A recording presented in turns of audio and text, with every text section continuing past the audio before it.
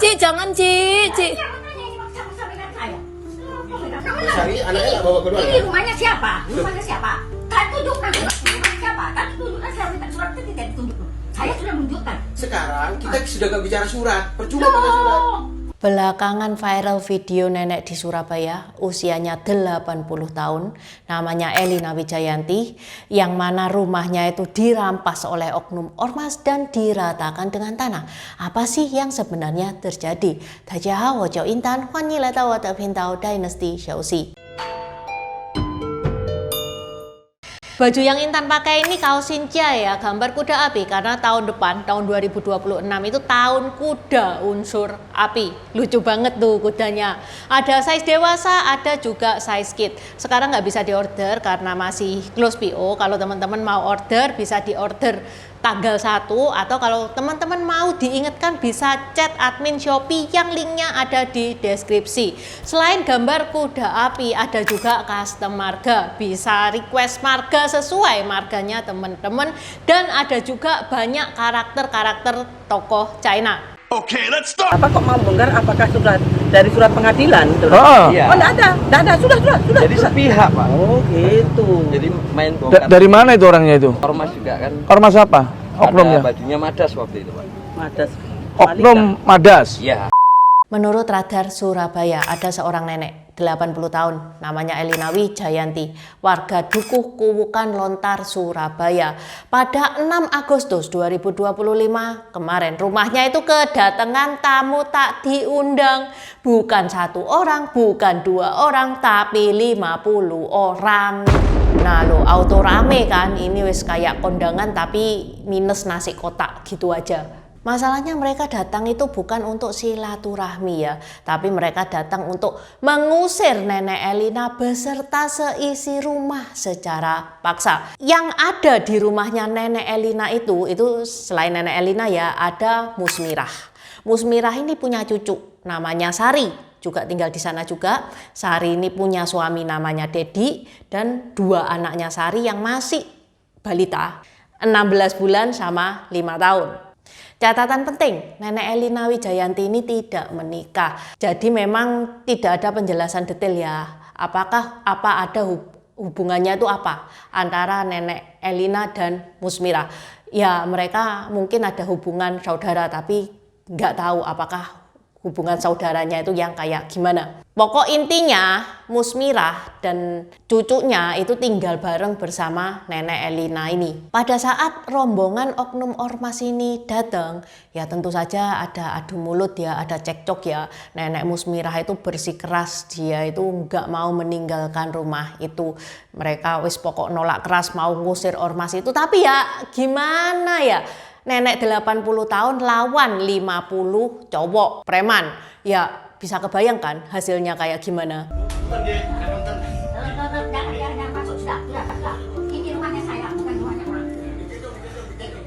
Para pelaku tetap menerobos masuk sambil ngancem kalau nggak keluar seluruh penghuni itu bakal diangkat paksa. Demi keselamatan anak-anak, Sari, Musmirah dan kedua anaknya Sari itu keluar. Tapi nenek Elina ngeyel, dia nggak mau keluar. Karena nggak mau keluar, nenek Elina ini diangkat paksa, dikeluarkan secara paksa. Ada yang melihat sampai hidungnya nenek ini berdarah. Ini bukan sinetron guys, ini kejadian nyata. Setelah seluruh penghuni rumah ini dikeluarkan, ketua geng oknum ormas yaitu SM dan YS itu ngasih plang di rumah itu. Jadi penghuni rumah sudah nggak bisa lagi masuk di rumah itu.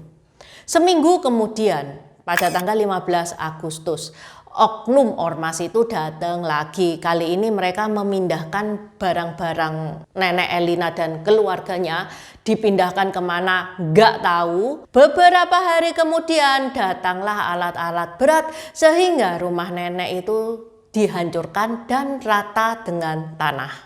Padahal menurut kuasa hukum Nenek Elina tidak ada putusan peradilan sama sekali, alias eksekusi jalan dulu, hukum nyusul, atau kalau perlu ya nggak usah sama sekali. Sekarang rumah tinggal jadi kenangan, video sudah viral, dan disclaimer ya, disclaimer penting. Oknum ormas tersebut itu pakai baju merah yang ada tulisannya Madas. Tapi guys, mereka itu bukan bertindak atas nama Madas ya, yang mana karena ketua Ormas Madas itu sudah klarifikasi lewat videonya bahwa mereka itu tidak terlibat dalam peristiwa ini. Betul. Jadi kita tidak main-main, kita membentuk Ormas Madas ini bukan mau menyakiti orang lain. Kita tujuan itu mau membantu. Menurut Nenek Elina, mereka itu sudah tinggal di rumah itu sejak tahun 2011. Surat-suratnya lengkap, jelas, resmi, dan yang paling penting beliau menegaskan kalau mereka itu tidak pernah menjual rumah itu. Sekarang kondisinya rumahnya hilang, dokumen-dokumennya ikut raib juga. Sudah rumahnya rata dengan tanah, dokumen-dokumennya ikut menghilang. Ya komplit sudah penderitaannya Nenek Elina. Nah, itu versi dari grupnya Nenek Elina. Sekarang biar adil kita geser kamera ke sisi seberang. Jadi begitu video Nenek Elina ini viral ya, karena viralnya aja barusan nih ya, Pak Armuji yang merupakan Wakil Wali Kota Surabaya itu datang langsung ke lokasi pada tanggal 23 Desember kemarin.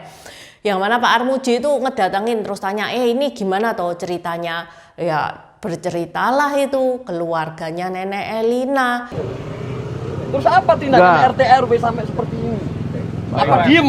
Sudah, biar saya ngomong dulu. Ya, lo bukan nuduh Pak. Kenapa? Ini ngomong dulu Pak. Ya.